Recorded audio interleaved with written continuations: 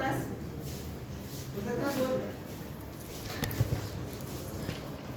Entonces, ya habíamos visto y ya habíamos hablado sobre la sangre. La sangre que se le toma al paciente se divide en frascos, cada frasco tiene su particularidad. El frasco seco para el hemograma, el de tapa morada. Los que tienen práctica tienen obligación de rotar laboratorio, nuevamente lo repito. El que tiene frasco morado es para los que necesitan factores de coagulación y todas esas pruebas. Y el tercer frasco, que es de tapa rosada, es para la química sanguínea. Entonces, ¿qué sucede con este frasquito? Entra la centrifugadora, se da la vuelta y se separa lo que es plasma y elementos cortos. Y en forma paralela se hace la toma, no la toma, sino la colocación de una gotita en un portal y se el extendido del vórtice periférico, porque eso le va a permitir al laboratorista cotejar lo que sale del pulter con lo que encuentra. El pulter, ya les había dicho, no es un aparato que lee clases normales, porque no es una persona, es una máquina. Por lo tanto, el laboratorista tiene que observar al laboratorio la estructura, la calidad, tiene que cuantificar las células sanguíneas. Entonces, este es mi pulter y este es el reporte que sale del pulter. Les había dicho, el pulter es una máquina que no está hecha acá, está hecha en Estados Unidos, en Europa, por lo tanto, su presentación, o sea, la gráfica, viene en inglés. Ahí está. Esta parte es la roja, esta es la blanca, la roja y las plaquetas. Y ustedes tienen que aprender a leer. Esta parte de acá son los reactivos que van a poner los valores de referencia. Eso depende del reactivo que se utilice. Entonces, ¿qué es lo que nosotros vamos a analizar? Esto, que es el eritrocito. El eritrocito se analiza primero, o la línea roja se analiza primero porque son las células más abundantes del organismo. Son las que tienen la prioridad. ¿Por qué? Porque son los que van a permitir el transporte de gases, el estado de amortiguación del organismo. Esta célula es el sistema amortiguador más importante que tiene el organismo. Es el que le va a permitir a la sangre el factor y además forma parte importante de la termorregulación. Entonces, por eso se los analiza primero. Entonces, ¿qué es lo que se ve? Esto, pues nefrosis, sangre periférica. Entonces, ustedes se fijan, las células son parejas, son similares.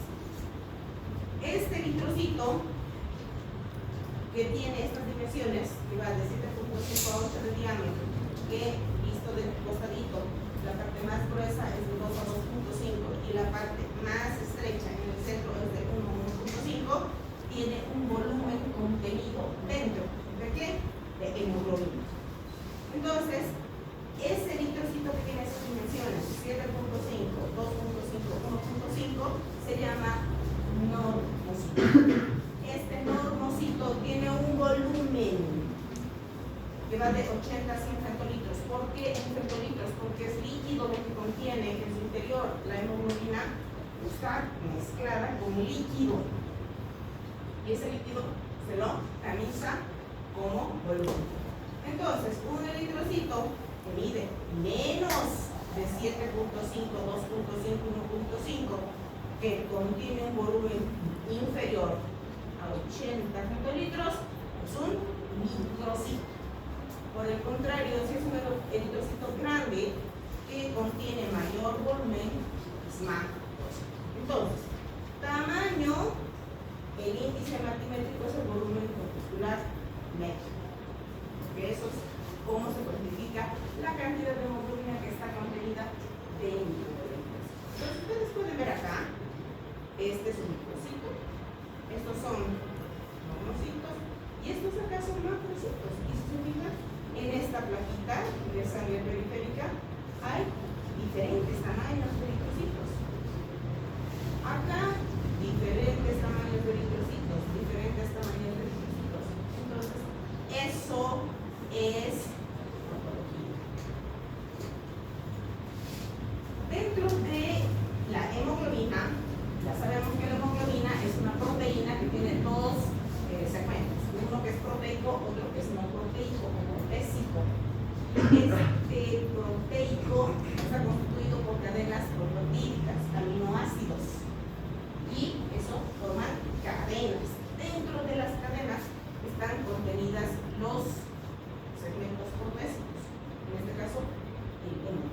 Este hemo es la unión de la protoporfirina con el hierro, y es el hierro el que va a acarrear la molécula de oxígeno. Vamos a ver un poquito más adelante. Entonces, como el hierro está contenido dentro de la hemoglobina, cuando el hierro se oxida o se reduce, cambia de color, nosotros tenemos un hierro oxidado, porque es bivalente. Por lo tanto, es el que le va a permitir el color al eritrocito, el hierro. Entonces, cuando yo tengo una concentración de hierro normal, mi eritrocito es normocrómico. Si por el contrario mi eritrocito no tiene la concentración de hierro que corresponde, es un hipocrómico. Por el contrario, si contiene bastante cantidad de hierro, es hipercrómico. Y fíjense, en esta plantita, ustedes ven a este eritrocito que tiene una zona central pálida. Fíjense, este de acá, este de acá, este de acá. Esos son eritrocitos hipocrómicos. Por el contrario, acá abajo están intensamente teñidos con relación a este de acá, que tiene un centro pálido. Esto no tiene centro pálido. Son eritrocitos hipercrómicos. Hasta aquí tiene que quedar eso en su cerebro, porque eso les va a permitir a ustedes leer un laboratorio. Y esa era la práctica de uno. Entonces, vamos a hacer un alto aquí donde dice anisocitosis. Y aquí, en esta parte vamos a hacer una.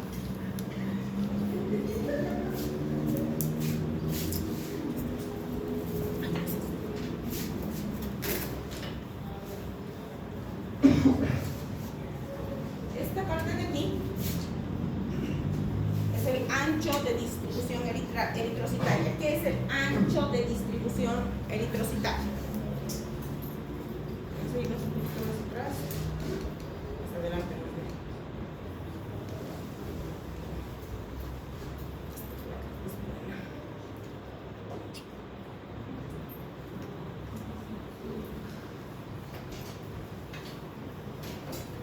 No. Vamos a hacer uno. Ustedes van a entender que es el ancho de distribución eritrocitaria. Ya vamos a verlo en detalle cuando veamos la parte de hematopoiesis. Ustedes saben que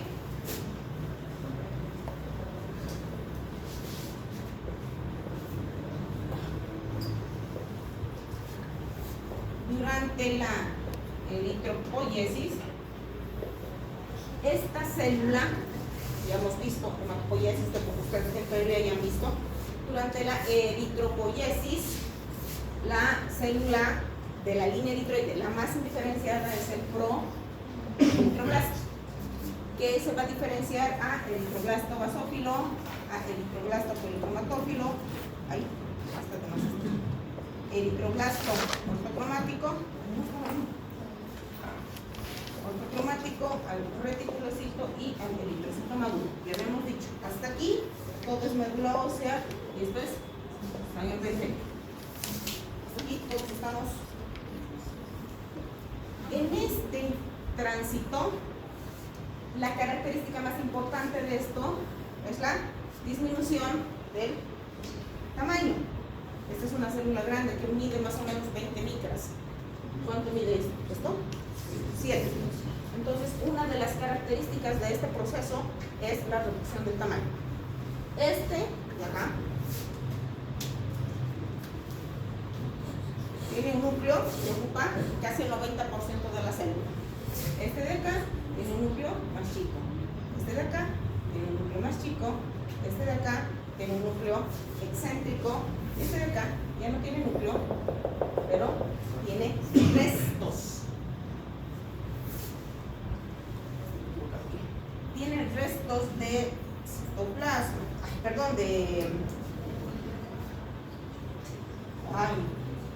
para calcular 1.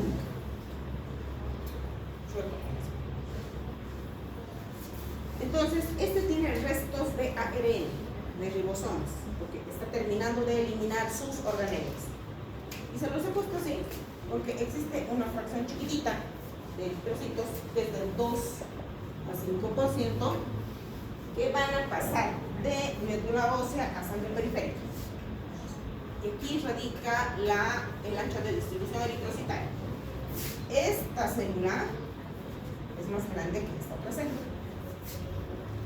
Entonces, cuando ustedes analizan un laboratorio, el ancho de distribución eritrocitaria, o RWD, se refiere a la presencia de esto. Esta célula es un poquito más grande que esta de acá.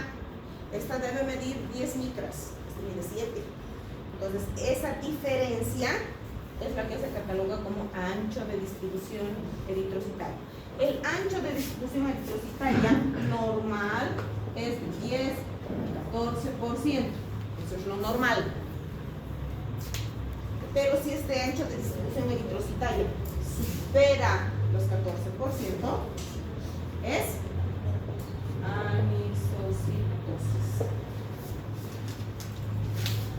El ancho de distribución eritrocitaria sí viene implícito en el hemograma que sale del cúlter, en la hojita que sale del cúlter, pero no en el laboratorio que está observado por el bioquímico. No sale eso. ¿Para qué les permite a ustedes, o qué les permite eso a ustedes? Determinar si existe o no existe reticulocitos en sangre periférica. Los reticulocitos en sangre periférica para ustedes es indispensable, porque les va a permitir determinar el sitio donde se encuentra la patología.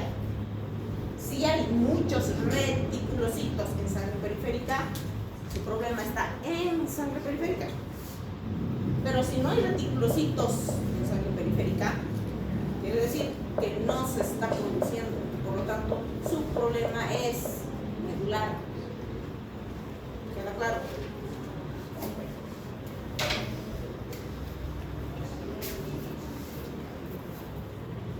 Hay una pregunta.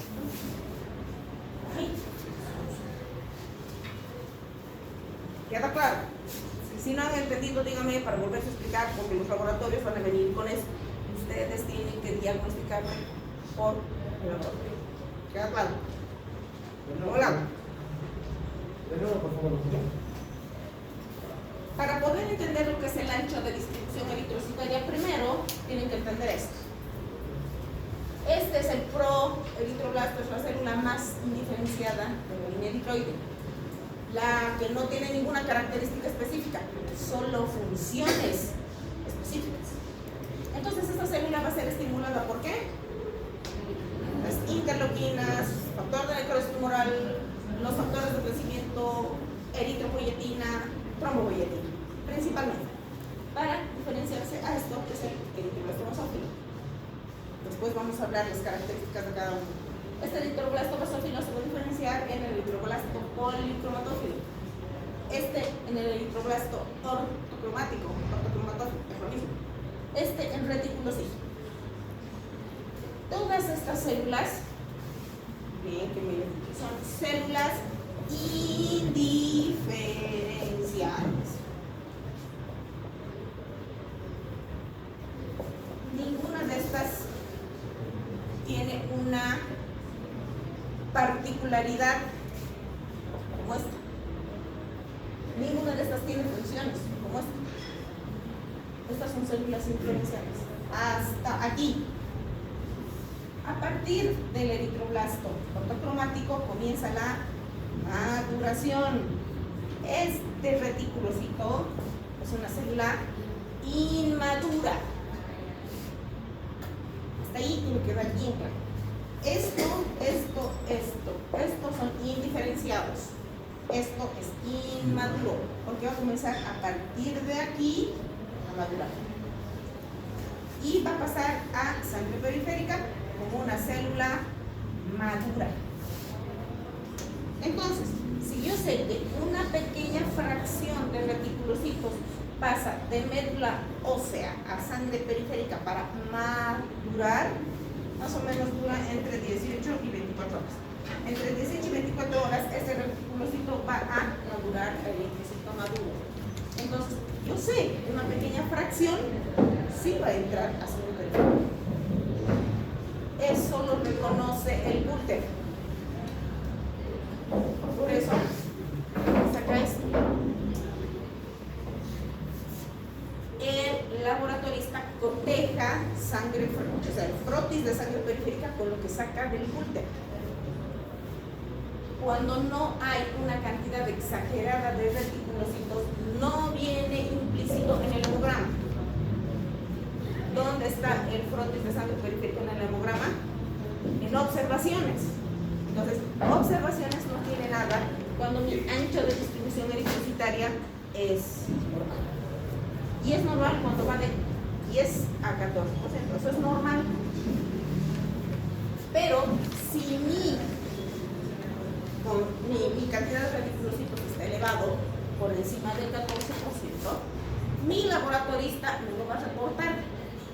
Y me lo va a reportar como anisocitosis. ¿Y eso qué quiere decir?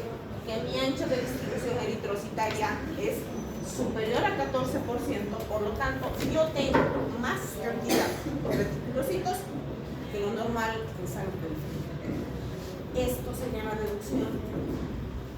No se los va a decir ningún libro. Eso lo tienen que deducir de su laboratorio. Hay laboratorios que no lo mencionan, aunque tenga un elevado porcentaje de ancho de distribución eritrocitaria.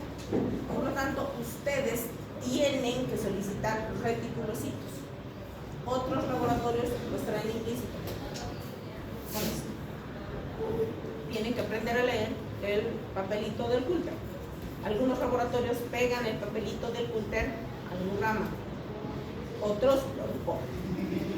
Pero eso les va a enseñar a deducir qué cantidad de reticulocitos en sangre periférica. Eso les va a enseñar. Entonces, ¿qué significa esto? Mi ancho de distribución eritrocitaria alto significa que hay más cantidad de reticulocitos en sangre periférica. Por lo tanto, ¿qué significa? Que algo le está pasando a mis eritrocitos maduros, que mi médula está botando mayor cantidad de células inmaduras en sangre periférica. Por lo tanto, mi problema es sangre periférica. ¿Por qué?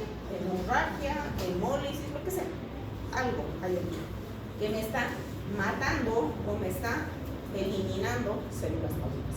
Por eso mi médula dice, hay un déficit de oxígeno.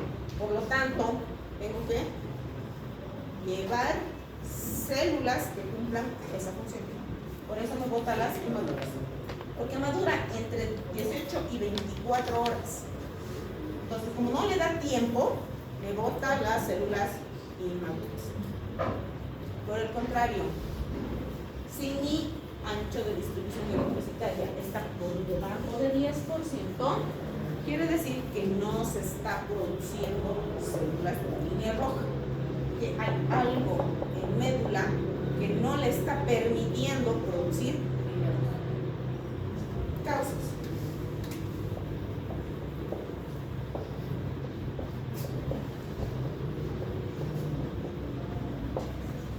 B12, ácido fólico, hierro. Carencia de estos elementos, no hay maduración de eritrocitos. Eso lo vamos a ver más adelante. Hasta aquí, queda acá.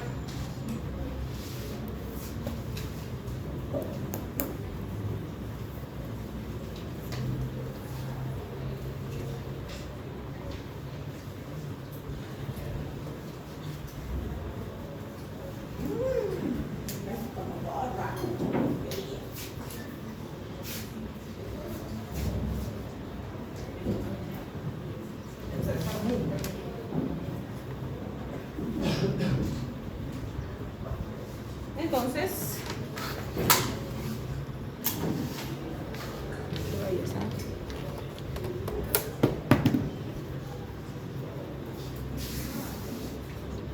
¿pero tú? ¿Qué no quieres? Cáchalo, cucaracha.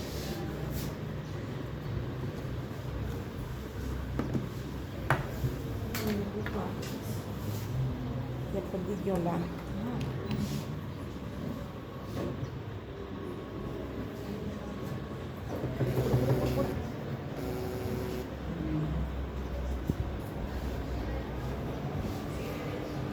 Presiona. No es por aquí. No. Tiene que ser deschavetado.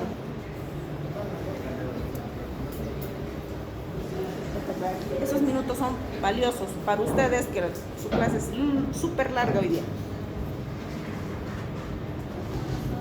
Presiona.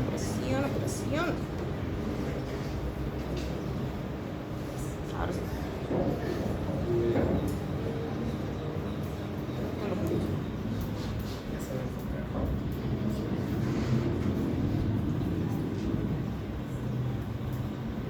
Ya.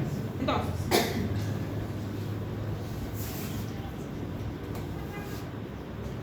ancho de distribución eritrocitaria. No se fijen en esto porque esto ya es mito.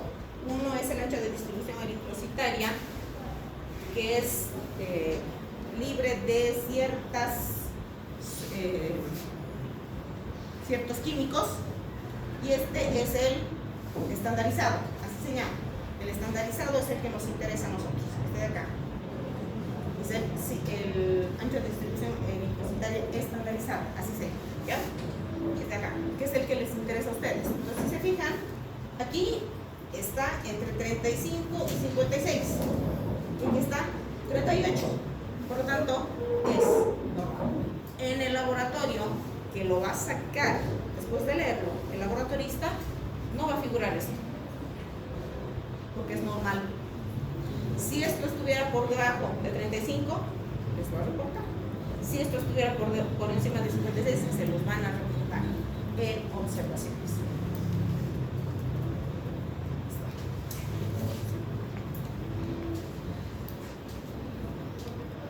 Entonces, mi anisocitosis es esta diferencia amplia de tamaños que no debería haber, que deberían ser similares, no digamos iguales porque no son iguales.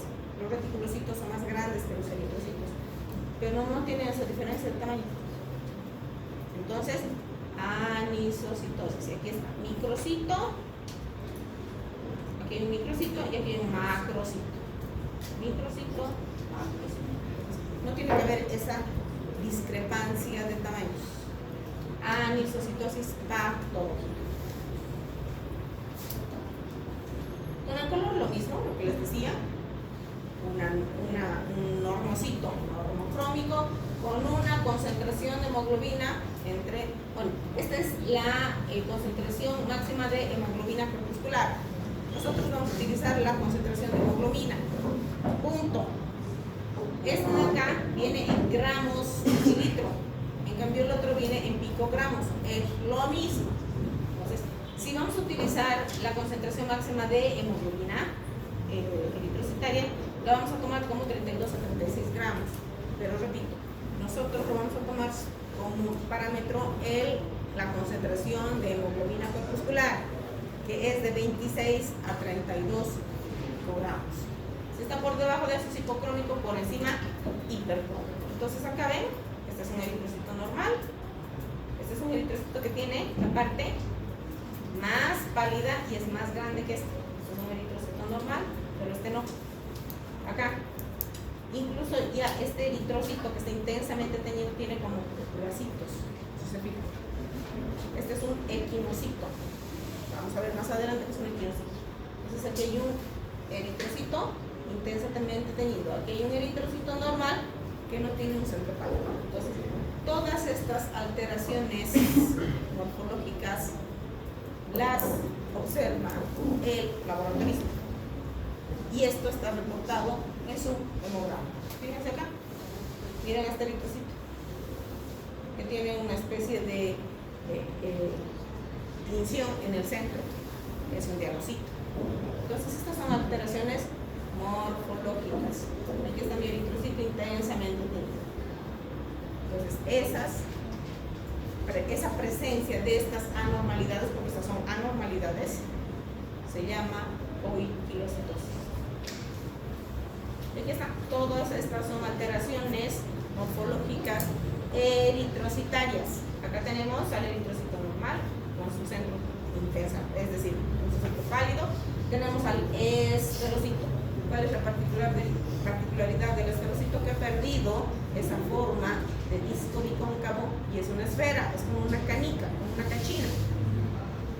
Aquí está el litocito, el pianocito, el acantocito, quinocito. Entonces ustedes se fijan, todas estas son alteraciones. Miren, este tiene un depósito de hierro porque no lo ha podido utilizar durante su diferenciación y aparece como un cuerpo de Heinz. Y esto se llama, esto generalmente está presente en el déficit de la glucosa 6-fosfato deshidrogenasa. Acá tenemos el cuerpo de Cole, que también es un depósito intracitoplasmático eritrocitario de una condensación de hierro que no se lo puede utilizar. Esto por lo general se presenta en la asplenia o en la anemia sideroblástica. Aquí tenemos un sideroblasto, que esto es típico de la anemia sideroblástica, en la que, fíjense, ahí tiene este depósito, que es la condensación también de hierro que no lo puede utilizar. Entonces estas son inclusiones intraeritrocitarias y todo esto se llama poiquilocitosis y así se ve en el frotis de sangre periférica. Así se ve en el frotis de sangre periférica. Esto, por ejemplo, se llama estomatocito. Estomatocito. Este es un diagnóstico. Entonces, aquí está un equinocito. Pues observen, hay anomalías estructurales, morfológicas de los eritrocitos. Entonces, todo esto se llama poiquilocitosis. Patología. Después vamos a ver en cada una de las patologías cuál es lo patognomónico, porque no todo está en el mismo frotis de sangre periférica. Ahí está. Aquí hay un ovalocito, un eritocito, aquí hay un pinocito. Esto, por ejemplo, es típico de una anemia hemolítica, es una fragmentación de un eritocito. Después, estos son fragmentos de eritocitos típicos de la anemia hemolítica.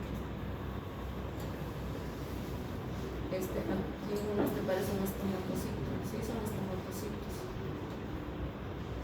Esto es fragmentación eritrocitaria. Aquí tenemos, por ejemplo, un eritrocito que tiene estos depósitos. Esto es típico de una anemia megaloblástica. Esto es típico de una anemia megaloblástica. Esto se llama dacriocito porque tiene una forma de una lágrima. Estos son macrocitos y esto es un neutrófilo polisegmentado, típico de una anemia megaloblástica. Esto es tanto como mnemónico de una anemia megaloblástica. Aquí está. Este es un sideroblasto. Si se fijan aquí, tiene unos puntitos, ¿verdad? Eso es típico de la precipitación del hierro que no lo puede utilizar. Después vamos a ver cuál es la característica más importante de la anemia sideroblástica. Eso lo vamos a ver hoy. Esto es el anillo de Cabot. Esta es una acantocita.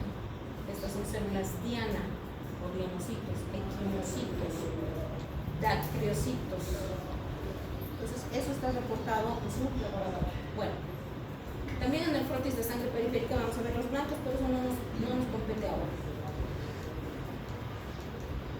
Vamos a ver la hematopoiesis. Entonces, habíamos dicho que la hematopoiesis es indispensable para el mantenimiento de un número normal de células, rojas, blancas y plaquetas.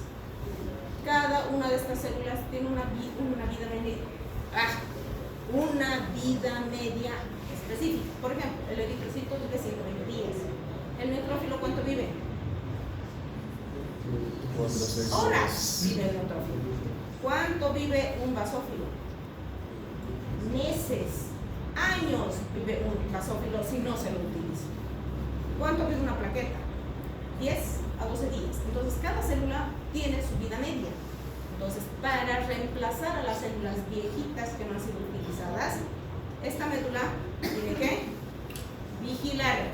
Es decir, ahí ya están las plaquetas viejitas, volvemos a reemplazarlas. Mis eritrocitos ya están viejitos, los tenemos que reemplazar. Con mayor razón, si hay utilización de estas células a nivel periférico. Por ejemplo, si hay una hemorragia. Por ejemplo, si hay un proceso infeccioso. Cuando hay una leucemia. Entonces, todas esas alteraciones la tiene que manejar esta médula. Ustedes se fijan, tiene unos vasos nutricios. Entonces, las células se forman acá y pasan a torrente por acá. Pasan a sangre periférica. Una vez maduros. Entonces, esto para que ustedes vean, todo esto son trabéculas de hueso. Todo esto es hueso. Y estos son los nichos celulares. Entonces, ahí es donde se forman las células. Aquí comienza la hematopoiesis. Desde la célula más indiferenciada hasta la célula inmadura. Solo las maduras van a pasar a sangre. Entonces, esto es una biopsia de hueso, de médula ósea, donde yo voy a ver esto, que son células adiposas, y esto, que son las trabéculas. Todo esto son trabéculas óseas. Estas son células adiposas porque está sostenido entre el hueso y las células adiposas. Y aquí están los hechos. Y esto es un aspirado de médula. El aspirado de médula solo nos muestra células, no nos muestra estructura ósea, porque lo que se saca es líquido. En cambio, en la biopsia se saca sólido. Esto lo vamos a tratar con un poco más de detalle cuando veamos la parte de neoplasia. Entonces, estas son las células adiposas, estos son los nichos celulares. Células adiposas y estos son los nichos celulares. Al ser células indiferenciadas, no obstante, se las puede diferenciar, tienen particularidades que nos permiten a nosotros determinar si son células que van a ir a la línea roja, a la línea blanca o a la línea plaquetaria. Por ejemplo, los nichos rojos son pura célula, no hay citoplasma, es más núcleo. En cambio, de la línea blanca tiene una buena cantidad de citoplasma. Y las células plaquetarias son células gigantes. Esas son de la línea plaquetaria. Entonces, sí se las puede diferenciar en un aspirador de médula. Están las células adiposas, estas nicho planetario, nicho planetario, nicho planetario, nicho planetario. Rojos, aquí se ve mejor. Este es rojo, este es blanco. Entonces, todo lo que tiene citoplasma es línea blanca. Todo lo que es morado, porque esto si se fijan es morado, está intensamente teñido a intensamente basófilo, es línea roja. Aquí está. Todo esto son líneas rojas. Aquí tenemos línea blanca. Tenemos línea blanca, blanco, blanco. No tengo plaquetas. Todos son líneas blancas y rojas. Entonces, la hematopoiesis comienza desde el momento en el que el blastocisto origina el mesodermo. Eso está en la embriogénesis. Y se va a formar en el saco vitelino hasta los 2 meses y medio, casi 3 meses. A partir de ahí ya van a ser los órganos linfoides los que van a comenzar a producir hematopoiesis. ¿Todo gracias a qué? A que las células endoteliales van a producir las citocinas, factor de crecimiento, factor de necrosis tumoral y las interleuquinas. A partir ya del segundo mes y medio, tercer mes, va a ser el hígado el que va a encargarse de la mayor producción de hematopoiesis. A partir del tercer mes y medio, un poquito más, el vaso y finalmente la médula. Hasta el momento del nacimiento. A partir del momento del nacimiento es la médula ósea la que se va a encargar del 90% de la producción de la hematopoiesis. Los órganos linfoides van a decaer.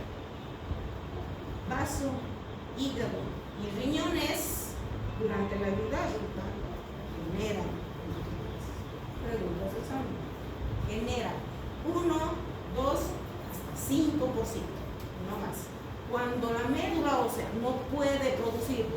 hay, por ejemplo, invasión de una patología externa a médula, tuberculosis, que es lo más frecuente en nuestro medio, el tejido óseo es reemplazado por cicatrizante.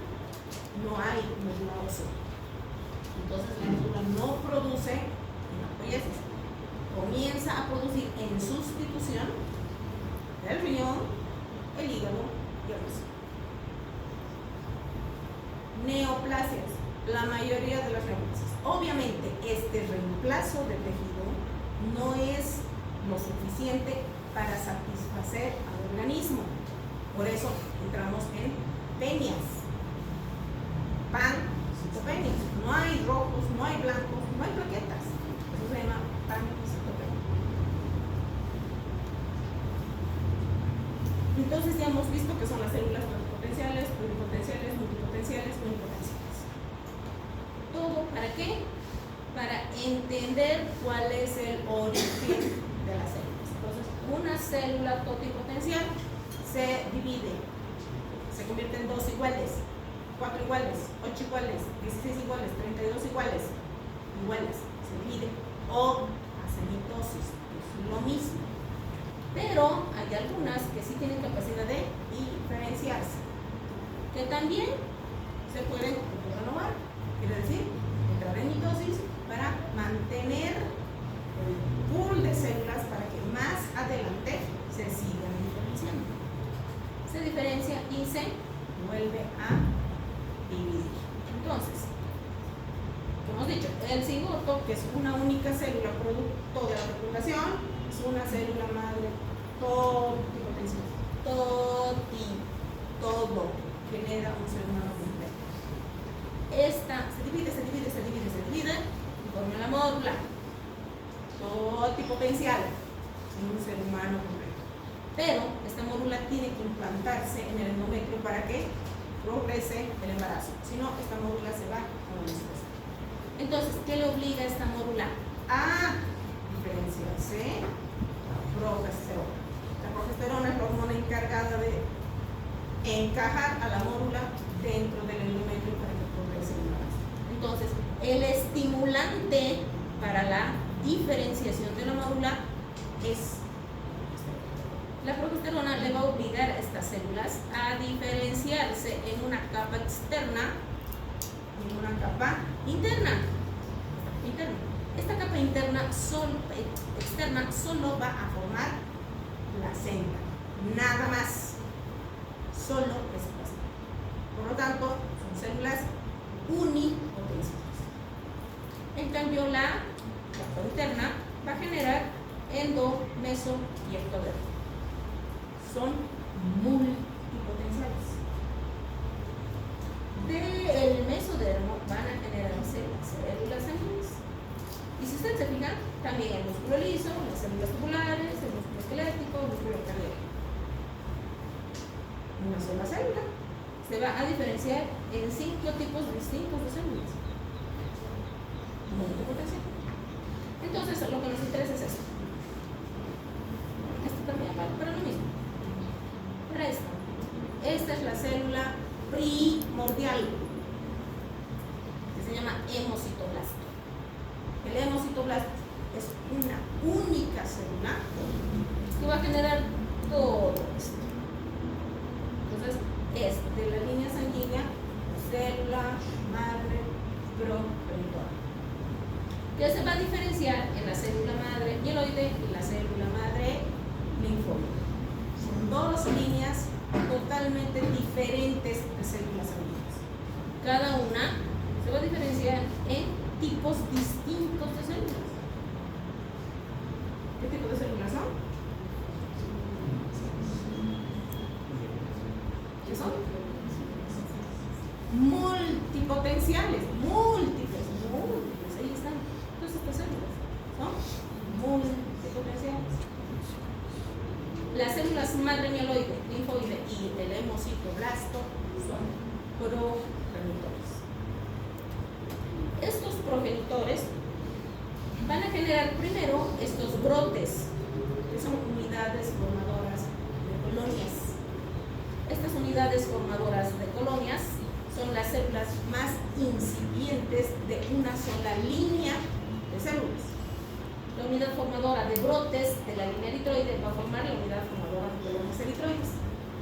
La unidad formadora de megacariocito solamente va a formar plaquetas. La unidad formadora de colonias granulomonocítica, granulocitos, monocitos. Ay, ¿esto ves? Bueno, granulocitos son estos y monocitos son estos. Y la unidad formadora de colonias de la línea linfoide, que va a formar los linfocitos. Entonces, de la unidad formadora de colonias eritroides, el proeritroblasto.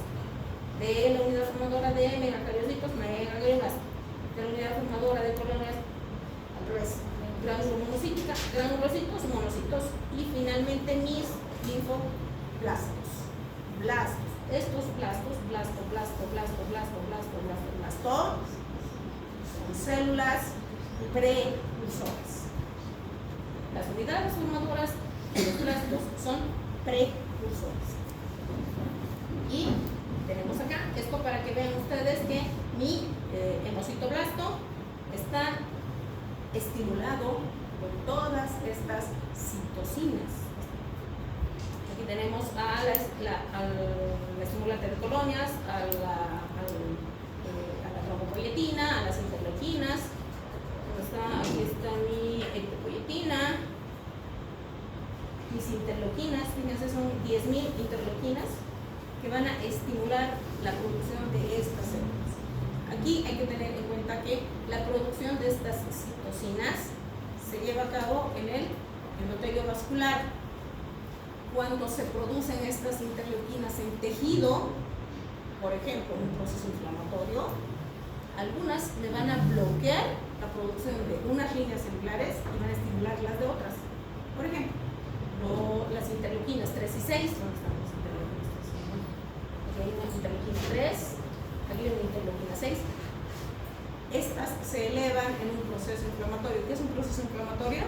Es un mecanismo de respuesta de defensa del organismo frente a una injuria.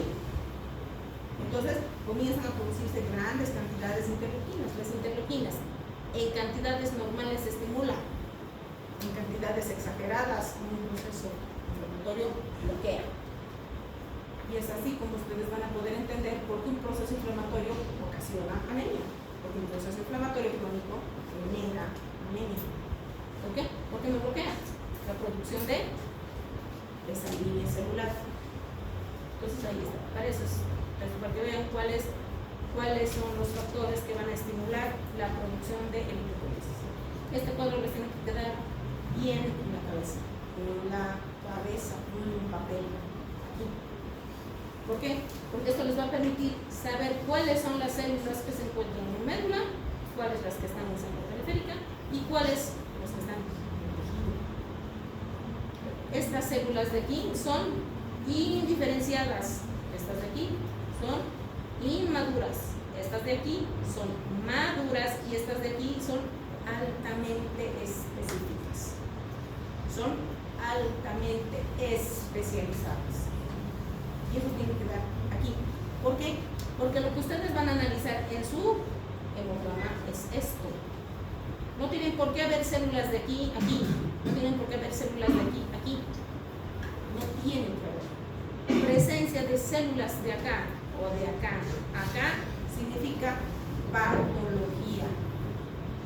Y si ustedes no pueden resolver, deriven así. ¿Qué son estos? ¿Qué es todo esto?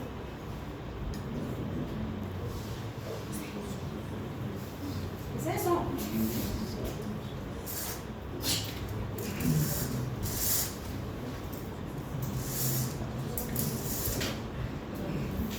¿Qué es esto? ¿Qué es esto? ¿Qué es esto?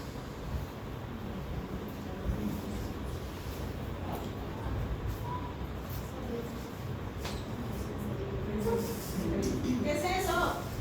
¿Qué es esto? ¿Qué es esto? ¿Qué es esto? ¿Qué cosa ven ahí? ¿Qué son?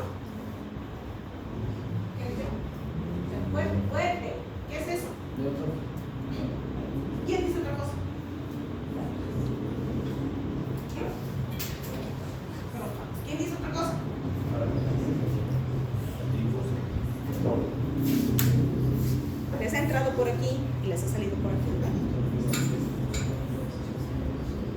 de decirles. ¿Qué es esto? Jesús del Puerto.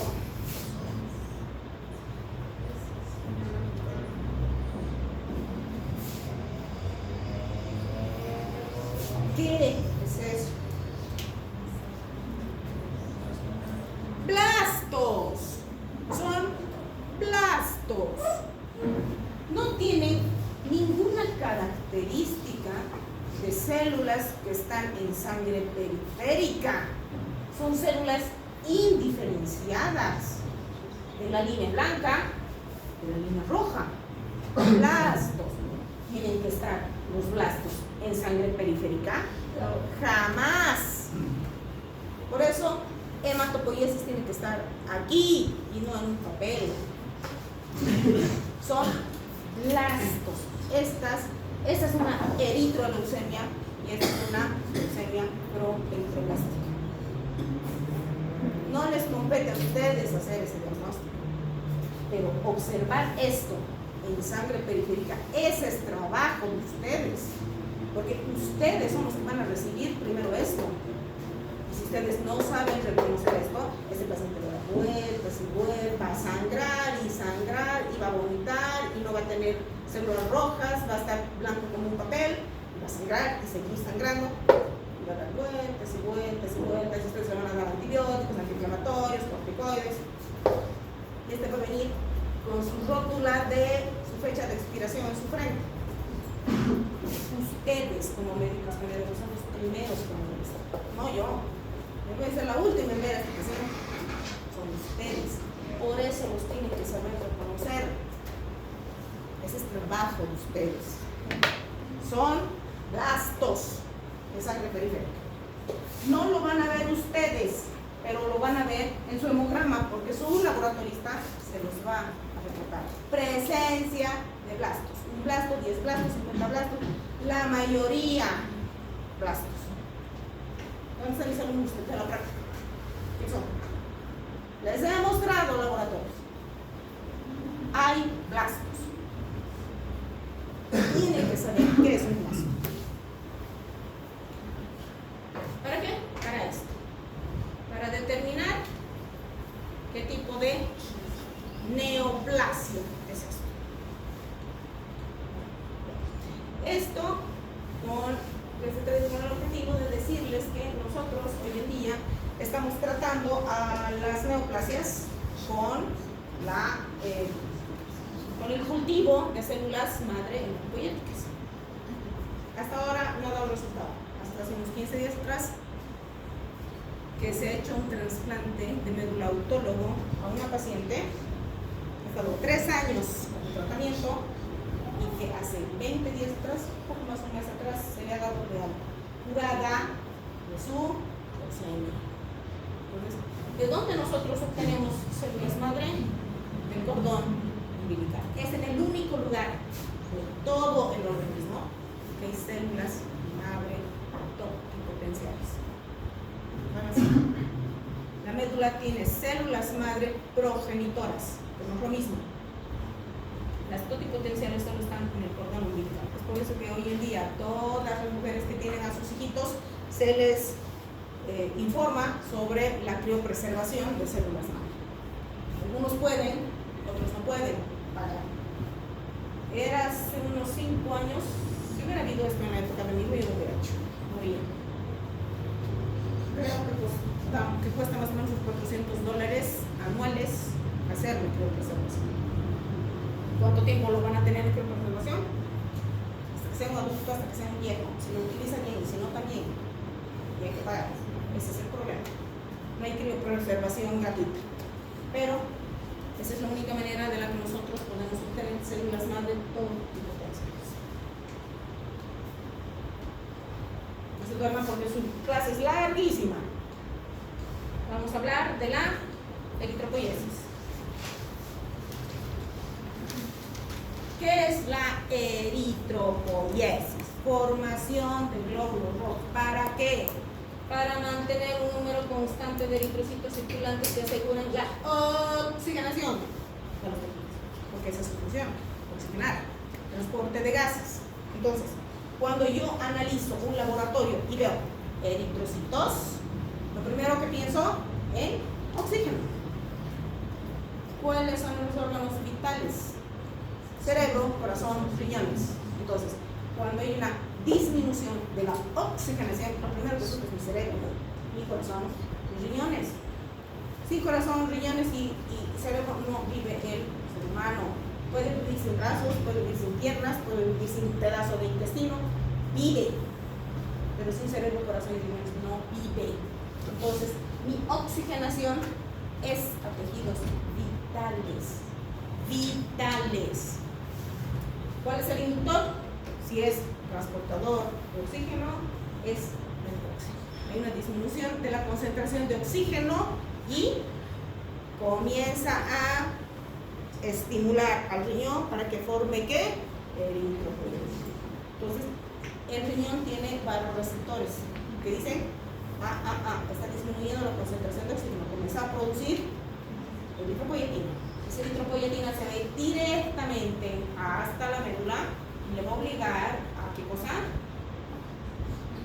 Al proeritroblasto a comenzar a diferenciarse. Ese es un estímulo.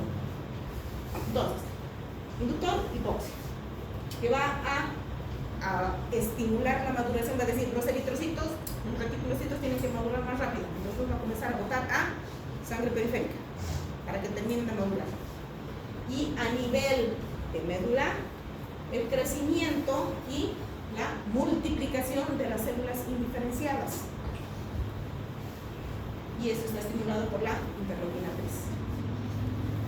3. Hay otras sustancias que también estimulan la producción de la eritropoiesis, los andrógenos, los esteroides y la tiroxina. Esta glándula que tenemos en el cuello, o sea, que maneja todo el sistema metabólico del organismo. Entonces, si no hay tiroxina, no hay producción de eritrocitos. Igual anemia. La anemia disminuye la producción de disminuye el transporte de hierro que necesita esta glándula para producir hormonas. Entonces, hipotiroidismo igual anemia. Y el regulador, la eritropoietina. Entonces, la hipoxia hace que se produzca eritropoietina, esto que estimula las células madre, que van a contener CDs. Vamos a ver en detalle qué son los CDs, que son los receptores de superficie, que van a estimular la diferenciación en la unidad formadora de colonias eritroides, que van a contener los receptores para la eritropoietina, para la transferrina y para la glucocorina. Van a hacer que los precursores de la línea eritroblástica comiencen a diferenciarse hasta reticulocitos y finalmente en eritrocitos maduros. Claudio, Reinaldo Chismari, Ana Karina, Daniel, Pablo, Oscar.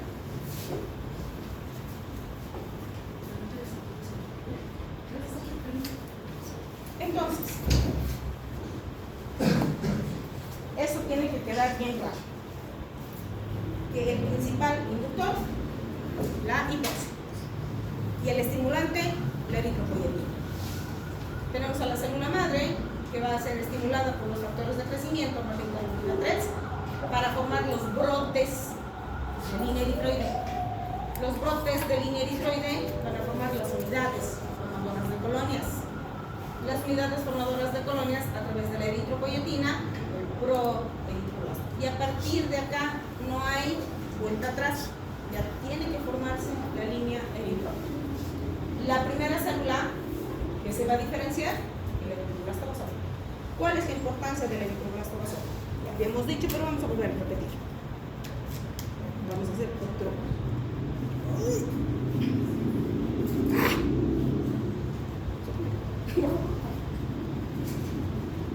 Ay, se encajaba esa porquería.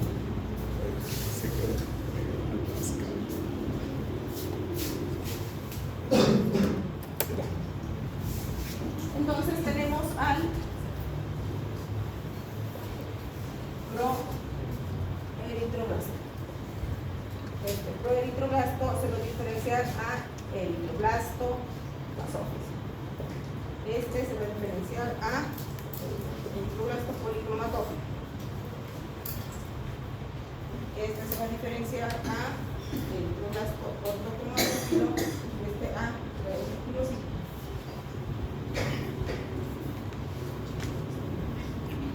Sangre periférica, eritrocito maduro. Este es negro. ¿Cuál es la importancia de esta célula? Que es la única célula que se va a diferenciar con la línea eritrópica. No se va a diferenciar en otras líneas, solo la línea eritrópica. Entonces, aquí, ¿qué va a ser efecto? ¿Qué va a ser el estimulante? I3 y eritropoietina. Estos dos que van a obligar a esta célula a diferenciarse de eritroblasto basófilo. ¿Cuál es la característica de este eritroblasto basófilo? Que es una célula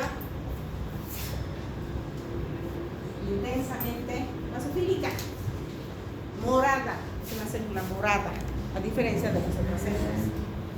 Y su importancia más radical genera presencia o exposición de que son receptores de superficie. Esta célula no tiene receptores de superficie. Esta de aquí sí. ¿Para qué son estos receptores de superficie? Para el grupo, para el factor LH, para la transferrina. Esos son los más importantes. Los otros receptores pueden ser estructurales, que van a formar parte de la membrana, o funcionales. En este caso, el de la transferrina cumple las dos funciones. Es estructural, porque va a ser parte de la membrana, y va a ser funcional, porque esto va a permitir que esta transferrina, que es una proteína, deposite el hierro aquí adentro.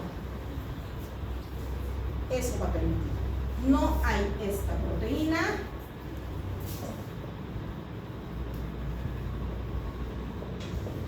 A ver. Este es el primer paso. Esta proteína alterada estructuralmente porque ha habido una mutación genética. A ver. Entonces es importantísimo esto de acá.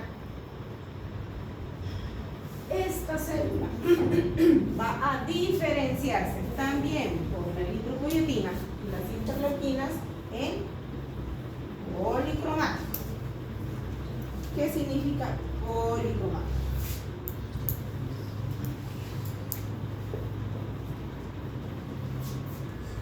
Que tiene dos colores o varios colores, entre rosa y morado. Policromático. ¿Por qué es esto? Porque este citoplasma contiene, ¿qué es eso? ¿Qué son? Mitocondrias.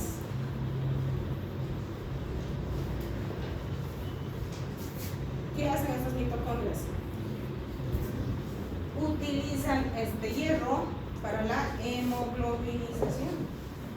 Aquí comienza a formarse la hemoglobina en la mitocondria. Entonces, esta célula es policromática, por eso es policromático, porque tiene dos colores, porque ya se está formando hemoglobina. ¿Qué le da el color a la hemoglobina? El hierro.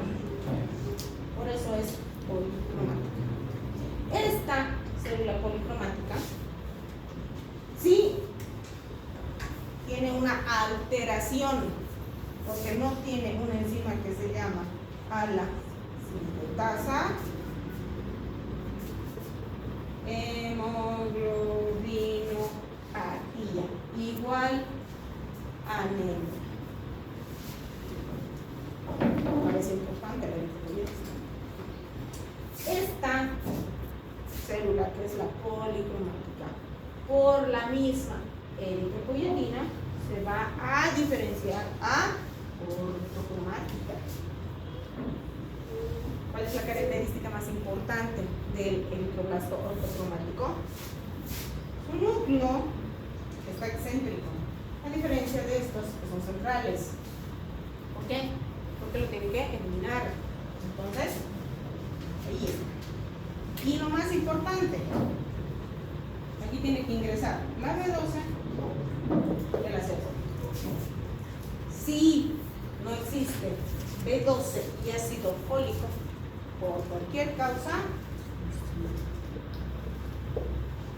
anemia. Y esta, a partir de aquí, ya comienza la maduración. Con la vitamina B12 y el ácido fólico, esta ya solo tiene que madurar, nada más. Va a madurar a reticulocito. Y este reticulocito, como este ya ha eliminado su núcleo, va a haber restos de ribosomas. Y por eso tiene estos restos. Y finalmente, este reticulocito ya no hay vuelta atrás, va a entrar entre 18 y 24 horas a madurar el eritrocito. Queda raro. Aquí no hay un papel.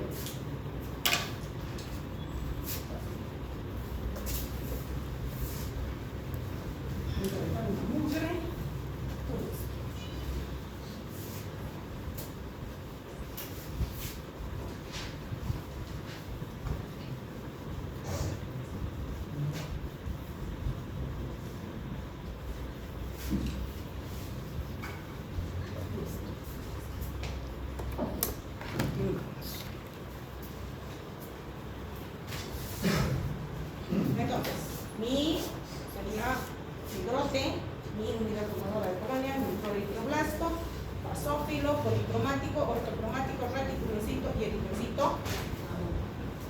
Esto para nuevamente reforzar lo que les decía. Ay, está lejos.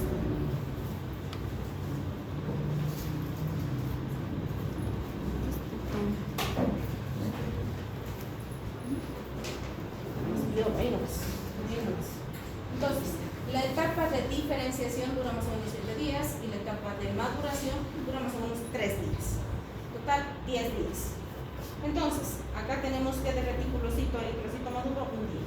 Entonces, más o menos entre 7 y 10 días tiene que convertirse mi unidad formadora de colonia en un eritrocito maduro. Por eso que cuando los pacientes tienen hemólisis o tienen hemorragias, no le da tiempo a que se produzca todo esto. Y mi médula bote múltiples cantidades de células inmaduras. Ahí está mi unidad formadora de colonia, mi eritroblasto, que me va a formar entre 16 y 32. Aquí vamos a hacer un alto. ¿Por qué? ¿Por qué dice 16 y 32? Porque existe una pequeña fracción de esta diferenciación y maduración que no se lleva a cabo. A eso se llama hematopoiesis ineficaz. Eso significa que en algún momento de esta diferenciación va a haber una mutación en el ADN de alguna célula. Ustedes saben que la célula tiene la capacidad de volver a reparar una falla, pero si no puede con esa falla, la célula entra en apoptosis. Por eso hay una eritropoiesis ineficaz. Hay una hematopoiesis ineficaz porque no solamente es en la línea eritroide, también es en la plaquetaria y en la placa. Entonces, más o menos eso es lo que va a formar un eritroblasto entre 36 y entre 16 y 32 eritrocitos. Gracias al hierro, el eritroblasto basófilo va a generar al eritroblasto policromatófilo, porque ahí es donde va a utilizar este hierro que tiene que ingresar a la célula. No ingresa hierro, anemia. El eritroblasto policromatófilo, que se va a diferenciar a ortocromático, gracias a la B12 y el ácido fólico, se va a madurar en reticulocito y finalmente va a entrar a célula periférica para madurar, terminar de madurar en reticulocito. Esto también está mal. Esta captación de hierro era aquí y esto era aquí, equivocado, modificado. Entonces, la captación de hierro es en el basófilo y la síntesis de hemoglobina en el policromatófilo, y ahí está. Esta célula es morada con su citoplasma azul. Está rosadito, más rosadito, más rojito, más rojito, más rojito y intensamente rojito. Entonces, ¿cuál es la característica de esto? Primero, reduce el tamaño, su núcleo se va liberando, libera organelas y se transforma en una célula madura. ¿Mismo acá? ¿Cuál es la regulación de la eritropoiesis? A través de la hipoxia se va a considerarse una disminución de oxígeno captada por el riñón, producción de eritropoyetina directamente a médula, aumenta la eritropoiesis y compensa el déficit de oxígeno. Eritropoiesis, producción de eritrocitos, tiempo de maduración 5 días. ¿Madura a partir de dónde? Del ortocromático. A partir de ahí es maduración. Hasta ahí es diferenciación. La renovación es constante, porque no todos tenemos todos nuestros eritrocitos que tienen 50 días o que tienen 100 días. Algunos tienen 10, otros 5, otros 20, otros 50, otros 120 y es una renovación constante de eritrocitos si es que no se los está utilizando. Requerimientos: B12, eritropoyetina, ácido fólico y hierro. Entonces, ahí está mi eritrocito maduro. ¿Qué contiene mi eritrocito? Hemoglobina. La hemoglobina contenida en el varón y en la mujer es diferente. ¿Por qué? Por la masa muscular. Los varones tienen más masa muscular, por lo tanto tienen más tejido que oxigenar. Entonces, los varones tienen más masa, ¿qué es esto? Hemoglobina, más hemoglobina que las mujeres. Entonces, mi hemoglobina tiene dos componentes, uno que es proteico, que estas son las cadenas polipeptídicas que vienen enrolladas, que forman las cadenas alfa y beta, que contienen en su interior al grupo prostético o grupo M, producto de la unión de la protoporfirina con el hierro. Las funciones de los eritrocitos. La principal, transporte de gases desde el alvéolo, que ingresa el oxígeno por aumento de la presión hacia el eritrocito, es transportado hasta el tejido más periférico, la punta de los dedos, y capta el CO2 y lo elimina por pulmones. En ese recorrido, este eritrocito cumple la función de amortiguación. Es el sistema tampón más importante del organismo. ¿Cómo hace eso? Capta el CO2 del tejido y esto ingresa al eritrocito. Dentro del eritrocito tenemos una enzima que se llama anidrasa carbónica. Este CO2, una vez ingresa al eritrocito, es tóxico para esta célula. Por eso, este CO2, gracias a la anidrasa carbónica, se une con el agua y va a formar ácido carbónico. Este ácido carbónico también es tóxico para el eritrocito. Por eso, a través de esta misma anidrasa carbónica, este ácido carbónico se va a disociar en un catión, en este caso hidrógeno y bicarbonato. Y así se va a transportar. Cuando hay un cambio de pH en el plasma, que está fuera del eritrocito, en el plasma, sí, contra el pH normal de la sangre. 7 punto ¿cuánto? 7.3 a 7.35 a 7.45. Si aquí el pH baja, entra en acidez. Entonces, ¿qué va a liberar el eritrocito? Bicarbonato. Con eso me va a estabilizar el pH plasmático. Si por el contrario mi pH sube, se va a alcalinizar. Entonces, ¿qué va a liberar? Cationes, aniones, en este caso el cloro, ¿cómo que? Va a compensar realizar mi alcalidad. Sistema campo más importante del organismo. ¿Queda claro? Claro. Eso espero.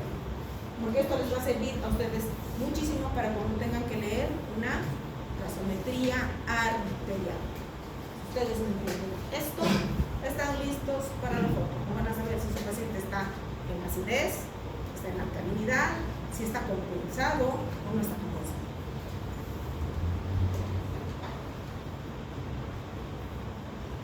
Sacholi, el meollo del problema.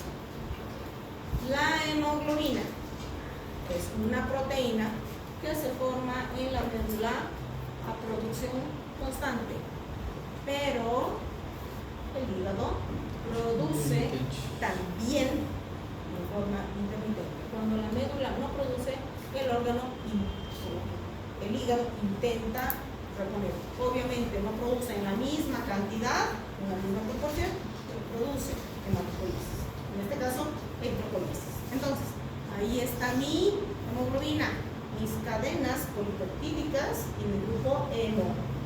Mi grupo hemo, que está constituido por la protoporfirina y mi hierro ferroso, mi hierro oxidado. Entonces, mi hemoglobina, un grupo hemo, 4 anillos pirólicos más el hierro, 4 anillos pirólicos es el protoporfirina. Y la globina, que son las cadenas alfa y las cadenas beta. Ahí está mi cadena beta 1, mi cadena alfa 1, mi cadena beta 2, mi cadena alfa 2. ¿Cómo se forma la hemoglobina? ¿Dónde hemos dicho que se forma la hemoglobina? ¿Dónde? ¿Dónde? ¿Dónde se forma la hemoglobina? ¿Dónde? Ahorita les explicaba dónde se forma la hemoglobina. Mitocondria. ¿De dónde? Del vaso. Estoy hablando. Del policromático. Del policromático. Mi mitocondria, de mi eritroblasto policromático, va a tener este sustrato que se llama 2, es una molécula de succinilcoenzima A. 2 moléculas de succinilcoenzima A se van a unir y van a unirse a otros 2 sustratos que son las 2 moléculas de glicina.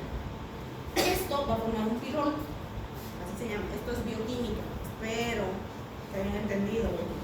Entonces, dos moléculas de succinilcoenzima A se van a unir a 2 moléculas de glicina, van a formar un pirrol. 4 pirroles juntos forman la protoporfirina 9 y esta protoporfirina 9 es la que se une al hierro ferroso, formando el núcleo del hemo. Este núcleo hemo se va a unir a la globina, va a formar la cadena de hemoglobina. Esta cadena de hemoglobina, ya hemos visto, son cadenas polipeptídicas. ¿Okay? Son 2 alfa, 2 beta, formándome la hemoglobina. Aquí está. Esta es mi mitocondria. ¿De qué cosita? Poli. De mi eritroblasto. Poli. Aquí está mi mitocondria. Entonces, aquí está mi glicina, mi succinilcoenzima, que gracias a esta enzima, que se llama a la sintetasa, me va a formar esto que se llama ácido gamma aminoglutamico. Este ácido va a salir de mi mitocondria a mi citoplasma, de mi eritroblasto policromatófilo, y a través de esta enzima que se llama a la deshidrogenasa, con la coparticipación del zinc, va a formar el porfobirinógeno. Este porfobirinógeno se va a convertir o se va a transformar, si ustedes quieren, en dihidroximetilpilato. Este en puro porfirinógeno 3, este en copoporfirinógeno 3, y este copoporfirinógeno va a volver a ingresar en mi mitocondria. Esto se lleva a cabo a través de todo este chorizo de enzimas. ¿Qué los tienen que saber porque la ausencia de una de estas enzimas me va a originar una patología que se llama porfiria y es relativamente frecuente. Entonces, se lleva a cabo toda esta sucesión de reacciones químicas hasta el coproporfirinogenotres que va a ingresar a mi mitocondria a través de la oxidasa para convertirse en protoporfirina 9. Esta protoporfirina 9 va a través de una oxidasa, convertirse en protoporfirina 9. Esta protoporfirina 9, gracias a la ferroquelatasa, va a formar el hemo al unirse al hierro, gracias a la ferroquelatasa. No hay ferroquelatasa, no hay unión de hierro al protoporfirina 9, no existe. Por lo tanto, anemia. Entonces, una vez formado un glucohemo, ustedes se fijan, hay sustratos que van a intervenir en estas reacciones químicas. No hay B12, hierro. No hay cobre, anemia. No hay hierro, anemia. No hay ácido fólico, anemia. Entonces, todos estos sustratos forman parte de las reacciones químicas para la formación de la materia. Ahí está. Esta es la vía metabólica, esta es la enzima y este es el tipo de porfiria que me ocasiona su ausencia. Por ejemplo, tenemos a la sintetasa, me va a producir la porfiria aguda de 2, así se llama. No existe la deaminasa, la porfiria intermitente aguda. No hay puro porfirinógeno, la porfiria eritropoyética congénita. No hay el uroporfirinógeno de carboxilasa, la porfiria cutánea tarda. La cutánea tarda y la intermitente son las más frecuentes en nuestro cuerpo. No hay el coproporfirinógeno oxidasa, no hay, se presenta la porfiria hereditaria. No hay la reductasa, o no hay la oxidasa, la porfiria validata. No hay la ferroquelatasa, no se une la protoporfiria en el hierro, protoporfiria. Entonces, ¿cuáles son los tipos? Antes de entrar en eso, patologías por una alteración en la síntesis de hemoglobina. Lo que les decía, las más frecuentes, la porfiria intermitente aguda y la porfiria cutánea tarda. Para que vean cómo es esto. Esta es la porfiria intermitente. ¿Listo? Todo eso forma la ausencia de una enzima. Una enzima. Una. Durante la formación de hemoglobina. No hay formación de hemoglobina y hay una alteración indefectiblemente del hueso más que del transporte del oxígeno. Es alteraciones óseas. Esta es la porfiria cutánea tarda.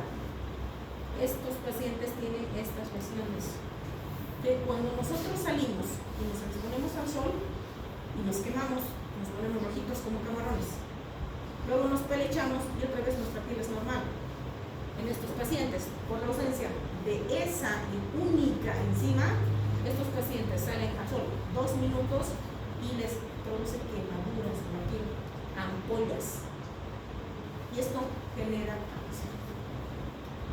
Entonces, la porfiria intermitente aguda, que es una acumulación de porfobirinógeno en tejido graso peritoneal, generalmente se manifiesta por un dolor abdominal agudo intenso que se genera a nivel del plexo solar, porque hay una masa de cosita. Entonces, muchas veces estos pacientes van a emergencia y se les hace tomografía, se les hace ecografía y se les diagnostica abdomen agudo. Entra a la cirugía y no hay nada. ¿Por qué? Porque no han tenido la delicadeza de analizar su hemograma. Porque en su hemograma está el diagnóstico. Es una hemoglobinopatía. Pero como vemos, tiene hemoglobina de 4, transfúndanle, sin ni siquiera averiguar cuál es la causa de esa anemia, se pasa por alto esta patología y esto sigue progresando. Esto se debe a la enzima de la uroporfirinógeno 1 sintetasa y la uroporfirinógeno 3 o sintetasa. Y la porfiria cutánea tarda, que es lo que les decía, la coagulación de porfirinógeno 1, que predispone a la fotosensibilidad, quemaduras de la piel y finalmente el cáncer, ¿no? Esto se debe a la deficiencia de porfirinógeno 1 de carbohidratos. Una sola enzima se altera, va todo. Existen varios tipos de hemoglobinas.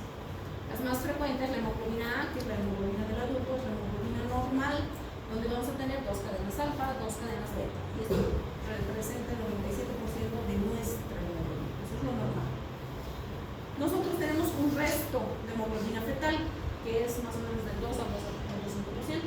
Son restos que no van a afectar nuestra vida normal, nuestra vida cotidiana. Y está constituida por 2 cadenas alfa y 2 cadenas beta. Que esto va a repercutir en una patología que se llama beta-talasemia. Nosotros tenemos esa hemoglobina, que es resto de nuestra vida fetal, pero no altera nuestro metabolismo, no altera nuestra vida corriente. Existe este resto. Lo que no es normal es que este porcentaje se eleve, porque cuando este porcentaje se eleva, ahí comienzan los problemas, como vamos a ver en las hemoglobinas. Tenemos a la hemoglobina S, que es una alteración en la que hay una sustitución de un aminoácido por otro, en este caso de la valina por el ácido glutámico, al revés, el ácido glutámico por la valina. Por lo tanto, la estructuración de mi hemoglobina es diferente. Por eso les decía, una alteración de un receptor de superficie en la membrana del eritrocito significa patología. El eritrocito tiene flexibilidad para que cuando pase por los capilares más delgaditos sea un chorizo. Pasa por el capilar y tiene que volver a su estado normal, de un disco bicóncavo. Pero cuando hay esta alteración genética, que es la sustitución de este aminoácido, pasa por el capilar más chiquitito y se queda convertido en un chorizo. ¿A eso que le llamamos nosotros? Eritrocito media luna o celular falciforme. Entonces, la hemoglobina S es la anemia de células falciformes. Es un problema genético. Tenemos la hemoglobina fetal, que es la hemoglobina durante terminada la vida embrionaria hasta el momento del nacimiento. La hemoglobina fetal, que nosotros todavía tenemos un resto, pero si esta hemoglobina fetal permanece después del nacimiento, hemoglobina 2 cadenas alfa, 2 cadenas beta. La oxihemoglobina es una alteración por asociación. No se olviden que nuestra hemoglobina tiene que captar oxígeno y liberar oxígeno. Pero cuando capta oxígeno y se queda con el oxígeno, ahí se llama oxihemoglobina. La metahemoglobina es la afinidad, si ustedes quieren, en mayor proporción de la hemoglobina con el hierro férrico. Nosotros transportamos hierro ferroso, que es el hierro oxidado. Entonces, esta hemoglobina tiene más afinidad con el hierro reducible, incapaz de unirse al oxígeno. No se puede pegar. No se olviden que nuestro oxígeno, nuestro hierro, es el que va a captar la molécula de oxígeno y la va a liberar. Entonces, acá no hace eso porque no se puede unir al oxígeno. ¿Por qué? Porque está pegado a este hierro férrico. La carbaminohemoglobina es la asociación o la afinidad de la hemoglobina por el CO2. Tiene que venir, recoger el CO2 y lo tiene que liberar. No, esta hemoglobina se queda en el CO2. ¿Dónde vamos a ver nosotros esto? Principalmente en aquellas personas que tienen, que viven en lugares como las minas, por ejemplo, porque no hay un buen intercambio gaseoso, porque no hay oxígeno. Entonces esta hemoglobina se pega al CO2. Y finalmente la carboxihemoglobina, que es la hemoglobina que tiene mayor afinidad por el CO2, por el monóxido de carbono. ¿Dónde vamos a ver esto? Principalmente las intoxicaciones o aquellas personas que se quieren suicidar, que se ponen su escape en el auto y respiran eso, monóxido de carbono. La porfiria afecta a todos los órganos, pero los órganos más afectados son los huesos.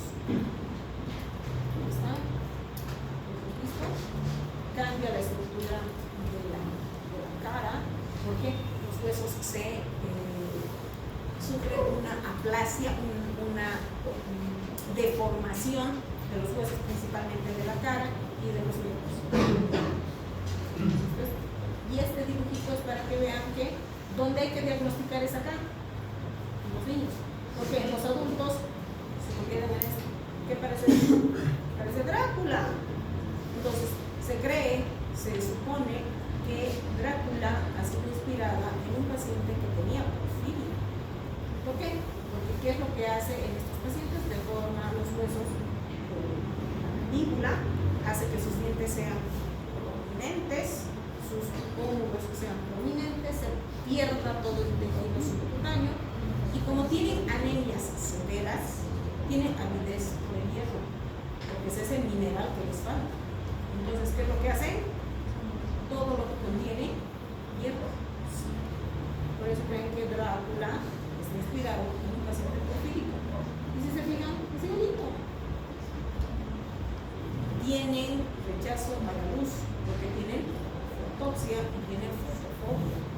Tienen rechazo a los ambientes iluminados, precisamente por esa situación, porque su piel es delicada, porque salen, se les ponen al sol, se queman, salen ampollas. Por eso es. Entonces, nuestra hemoglobina es una herramienta diagnóstica importantísima para nuestras hemoglobinopatías y mi hemograma vulgar con ese papel que muchos utilizan como papel higiénico, se limpia un análisis, ¿vale? Nos diagnostica todo esto. Vamos a ver el catabolismo de la hemoglobina. Lo de ustedes es largo, ustedes deberían haber, esto debería estar manejado aquí en ustedes para poder entender las patologías. Vamos a ver el catabolismo de la hemoglobina. La hemoglobina, el 80% se destruye del eritrocito, es destrucción del eritrocito. El eritrocito cumple sus 120 días, tiene que ser reemplazado. Entonces va al sistema retículo endotelial. ¿Cuál es el sistema retículo endotelial? ¿Cuál es el sistema retículo endotelial? ¿Dónde hay recambio de células?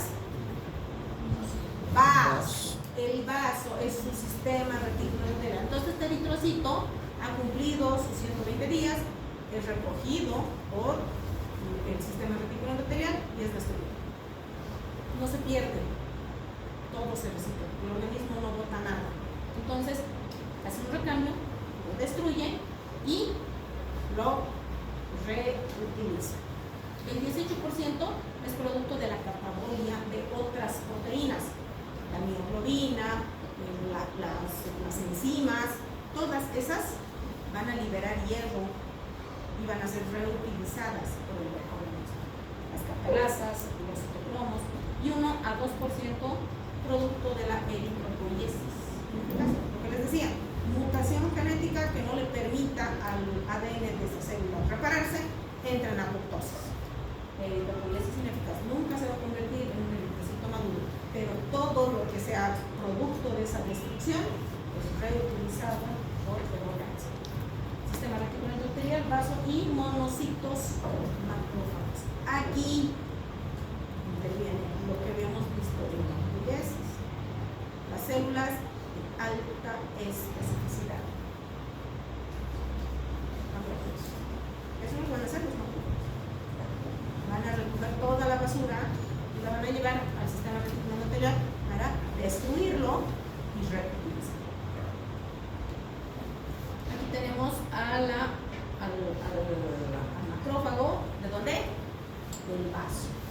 Al macrófago del vaso. Entonces aquí está mi eritrocito, clic, lo va a aplastar, se va a desintegrar, va a liberar la globina, que son proteínas, y estas proteínas se van a disgregar en aminoácidos, a utilizados, reutilizados. Va a liberar el hemo, que este hemo se va a convertir por varias reacciones químicas en biliverdina. Esta biliverdina va a salir del macrófago del vaso y se va a dirigir aquí, que se llama hígado, y va a ser la bilirrubina no conjugada. Esta hígado, se va a conjugar con el ácido glucurónico y va a formar la bilirrubina conjugada. Esa bilirrubina conjugada va a ir hacia la vía digestiva para darle color a la materia fecal y a la orina a través del riñón, como puro luminógeno al riñón para iluminarse por orina, darle color amarillo a la orina, y estercobilina para darle color a la materia fecal. Listo. Entonces, mi hierro, producto de la ruptura de este hemo, va a ir al hígado para depósito a través de una apotransferrina que la va a depositar en el hierro como ferritina. Baja de hierro a nivel circulatorio, salen los depósitos y van directamente a la médula para la eritropoyesis. Pero claro, listo. Lo que no vaya al depósito se ve directamente a médula para una nueva eritropoyesis. Entonces, el hierro no se pierde. El mayor hierro que nosotros manejamos, la mayor concentración de hierro que nosotros manejamos no es la dieta, es el reciclaje. Ustedes pueden dejar de comer 3 meses, 6 meses, no les va a dar anemia. ¿Ok? El hierro que nosotros manejamos es el hierro de reciclaje. Además de que tenemos una buena cantidad de hierro de depósito. Lo mismo, aquí está mi macrófago de mi brazo, lo mismo. Se rompe el hierro, va directamente o a médula, si es que se necesita, o a depósito como ferritina, a través de la apotransferina. Y si no se utiliza, va a depósito, y si se utiliza, se va a la médula. Alteraciones en la catabolia de la hemoglobina, porque al no catabolizarse de la manera correcta también produce patología. ¿Qué produce? Pericia. Nosotros manejamos porcentajes normales de bilirrubina plasmática, que es de 1 a 1.9, normal. Por encima, en realidad nuestra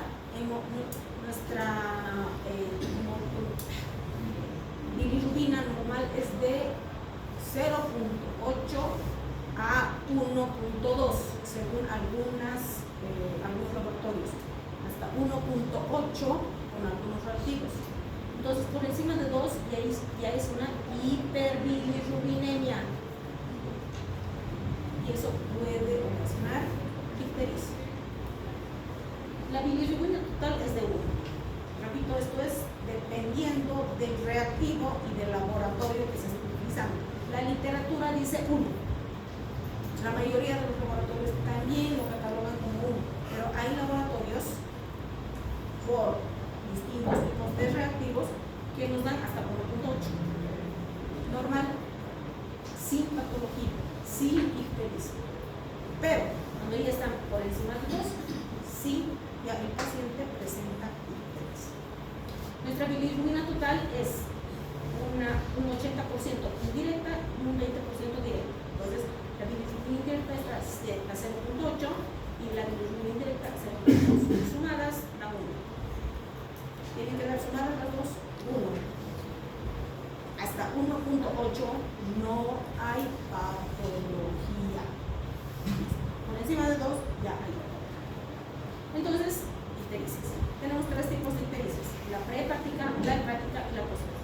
La prehepática se relaciona con una alteración hasta antes del hígado, por eso es prehepática.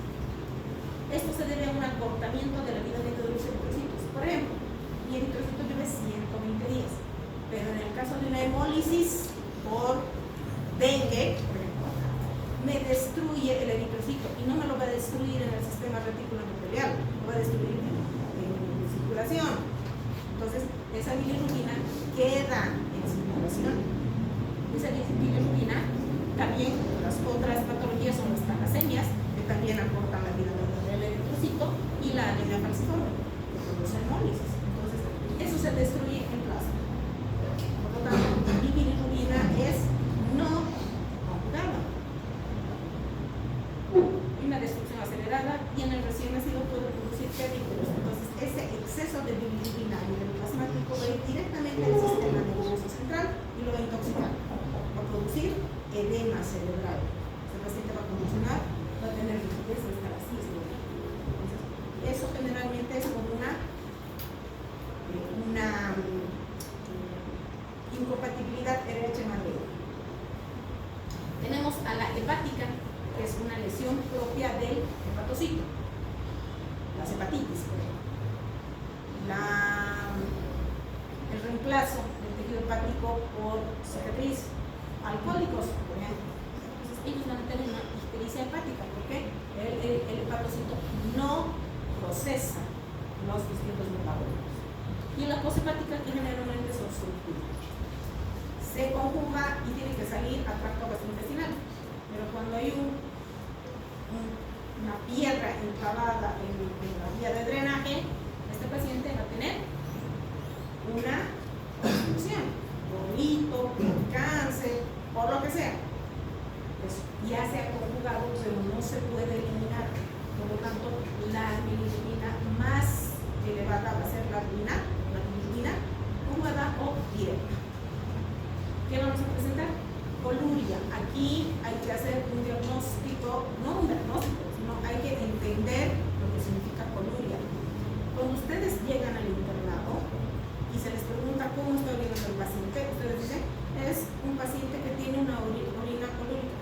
No, esa es una orina concentrada, no es lo mismo que orina colúrica. La orina colúrica es de color café verdoso y eso les dice a ustedes que ese paciente está obstruido. Y encima hay alcohol, no hay coloración rectal. Y eso a ustedes les dice está obstruido por una piedra, por un tumor, por lo que sea, porque no hay vía de drenaje de la estercobilina y de la hemoglobina, que es lo que le va a dar color a la orina y color a la materia fecal. Como no puede eliminarse por vía digestiva, se va a ir todo al riñón, por eso es orina colúrica.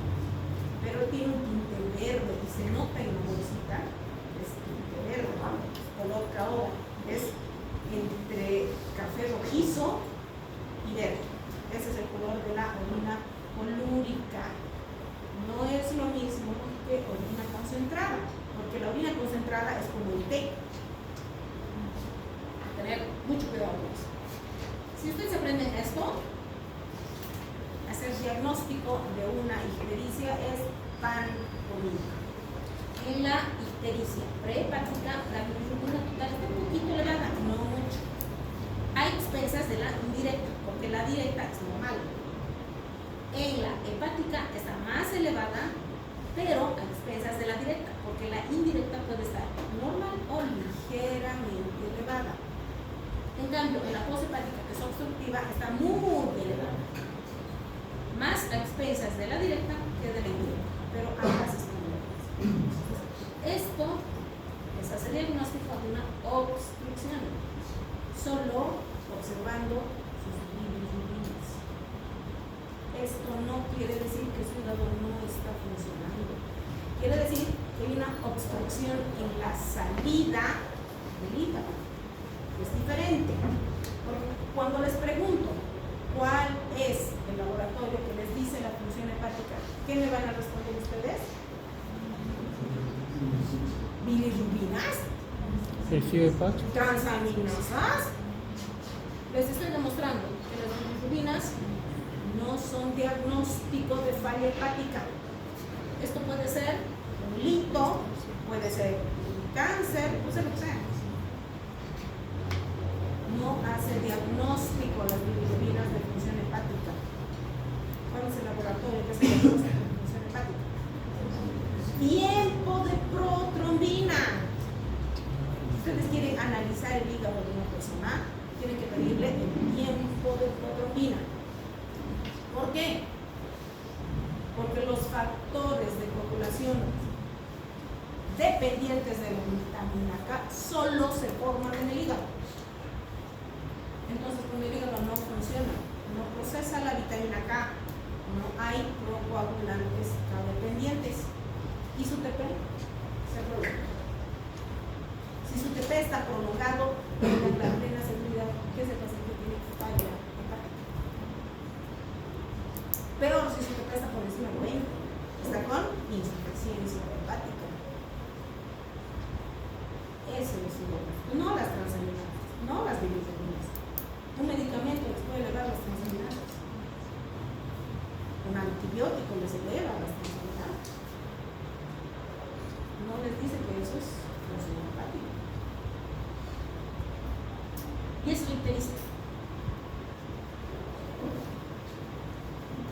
Ahora amarillento de las mucosas de la piel. El icterus es importantísimo en los niños. ¿Por qué? Porque produce un edema cerebral. Metabolismo del hierro. El hierro es un mineral indispensable para todas las reacciones del organismo. ¿De dónde obtenemos nosotros el hierro? De la comida. Primero de los granos, que es el hierro no hémico, y el hierro hémico, que proviene de las carnes. Los hierros hémicos provenientes de las carnes son los que tienen mejor absorción. Y fíjense, solo el 10%. Se pueden comer una vaca entera, solo el 10% van a poder asimilar.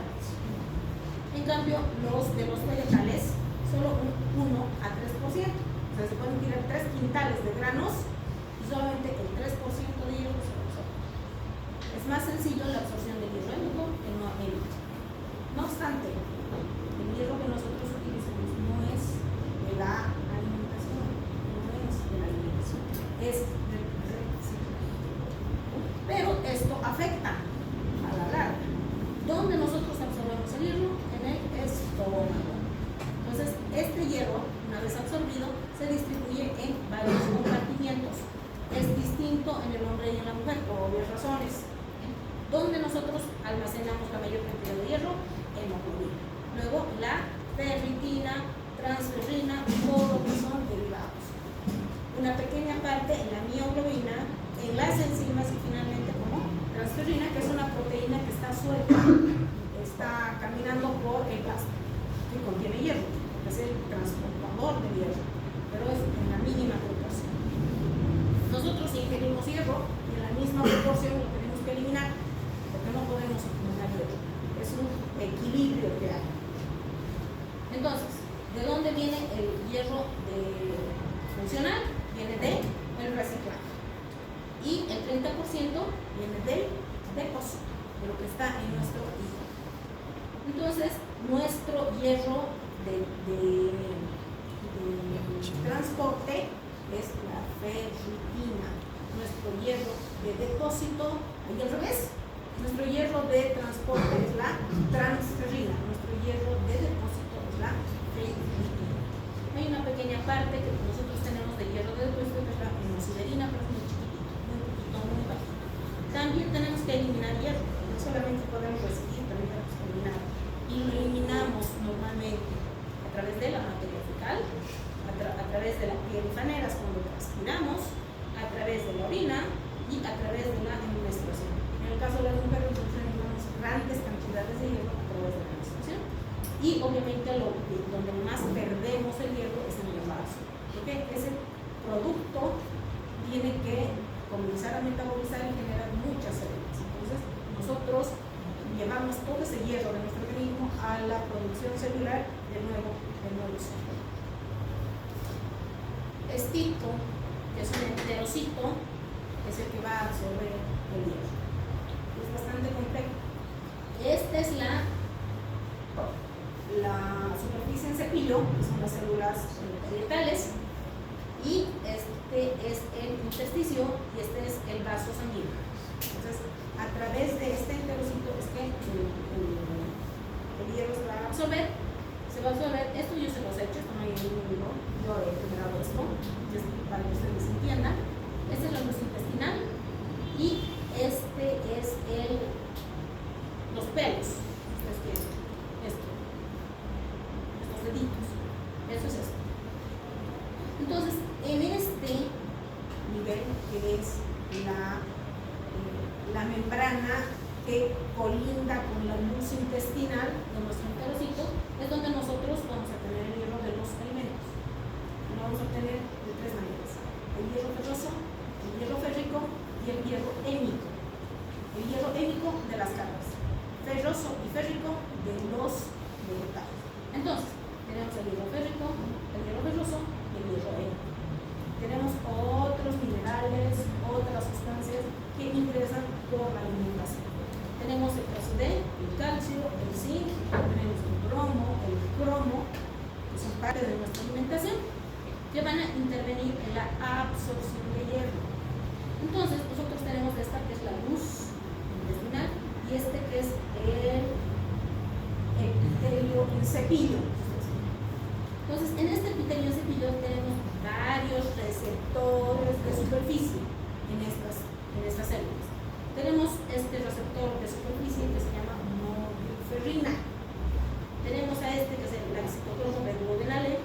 Tenemos al transportador de metales divalentes y al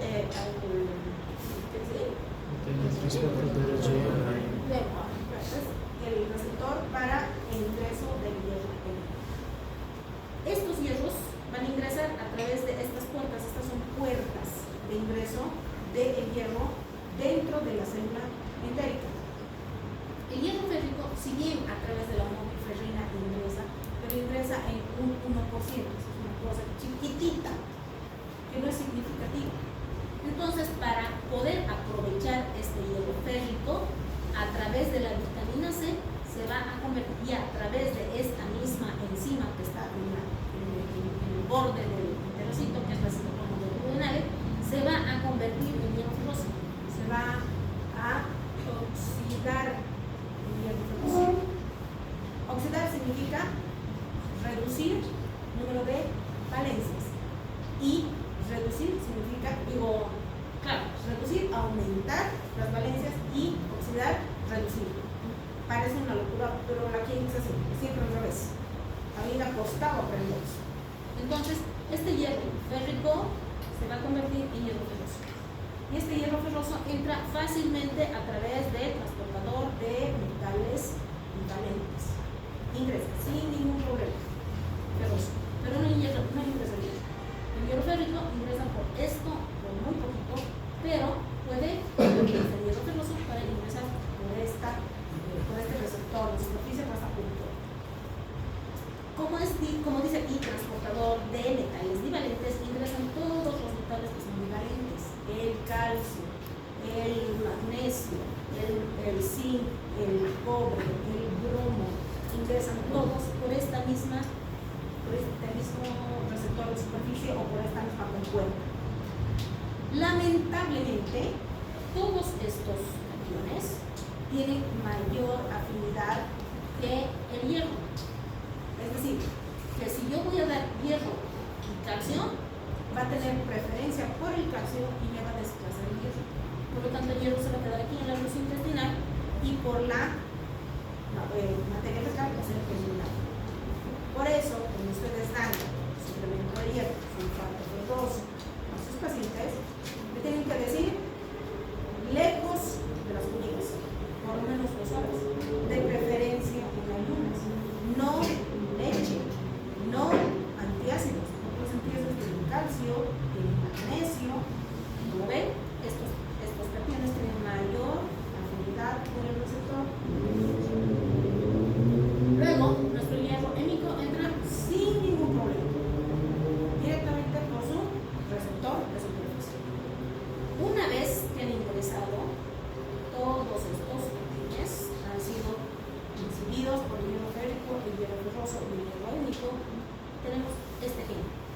Justo está por debajo de la mayor compuerta de ingreso de hierro, que es el gen de la hemocromatosis. Nosotros todos tenemos ese gen. Si ese gen es normal, el ingreso de hierro es normal, no tiene restricción. Cuando hay una alteración en este gen, la absorción del hierro no se detiene, ingresa, ingresa, ingresa, ingresa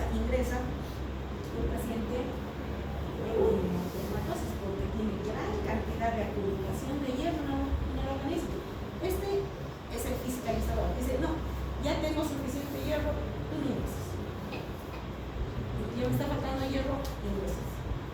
Ese es el gen de la hemoglobitis, es el fiscalizador.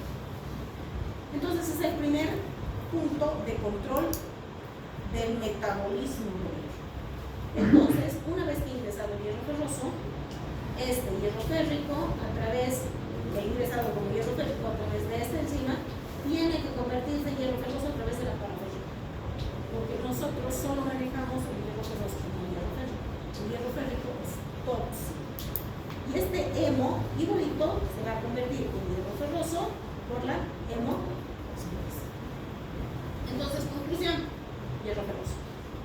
Este es el que nosotros manejamos.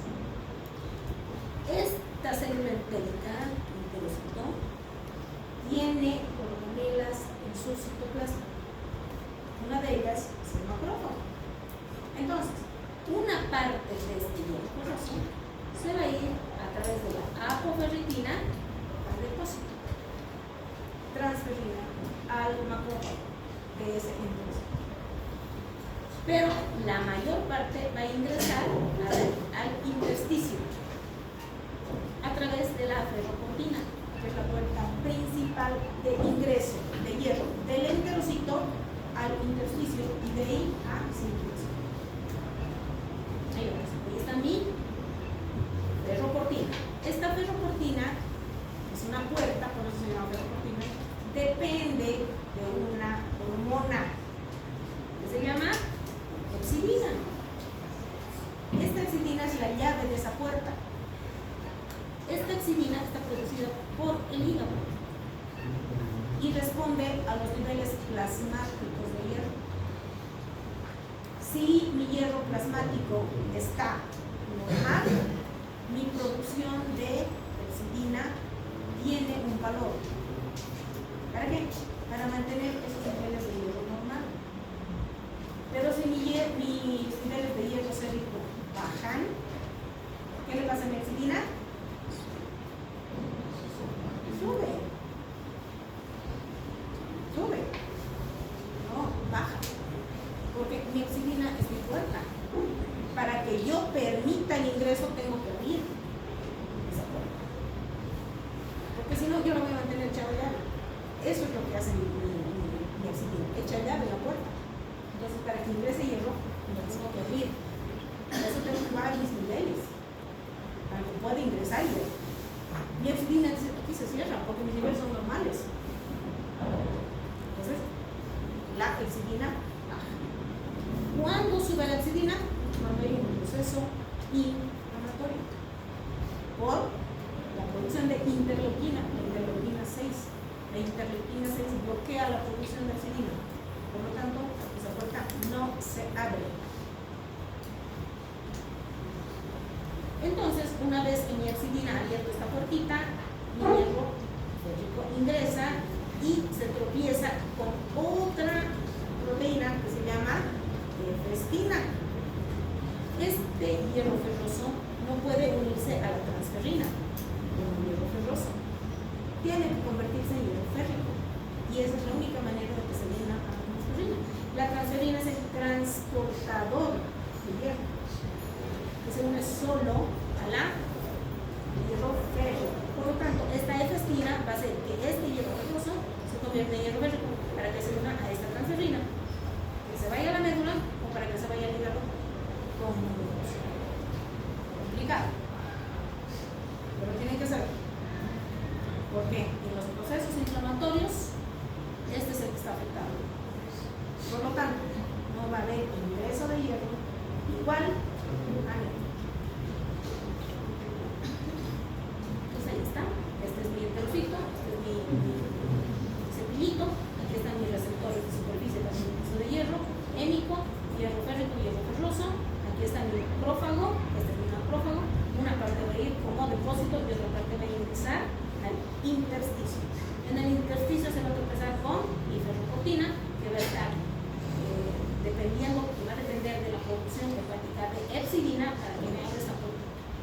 Abre esta puertita, ingresa el hierro ferroso hasta la efestina, hasta llegar a tropezarse con la efestina, que está en el endotelio vascular. Y esta efestina va a permitir que este hierro ferroso que está ingresando por esta cosa se convierta